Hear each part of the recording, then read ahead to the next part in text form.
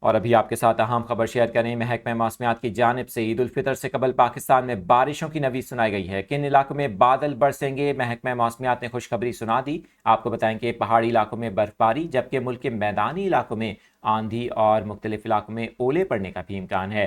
محکمہ موسمیات کی جانب سے جاری کردہ بیان کے مطابق بارش کا نیا سسٹم پاکستان میں داخل ہونے کو تیار ہے۔ محکمہ موسمیات نے بتایا کہ 25 سے 27 مارچ تک بارشوں کا سلسلہ وقفے سے جاری رہ سکتا ہے۔ اس دوران پنجاب، KPK اور آزاد کشمیر کے مختلف علاقوں میں بھی بادل برسیں گے۔ گلگت بلتستان میں پہاڑوں پر برف باری کا بھی امکان ظاہر کیا گیا ہے۔ محکمہ موسمیات نے بتایا ہے کہ 25 اور 26 مارچ کے دوران بلوچستان اور سندھ کے چند ایک مقامات پر بارش اور گرد آلود ہوائیں چلنے کا بھی امکان ہے۔ آندھی اور اولے پڑنے سے پنجاب اور KP کے مختلف میدانی علاقوں میں کھڑی فصلوں کو نقصان پہنچنے کا بھی اندیشہ ہے۔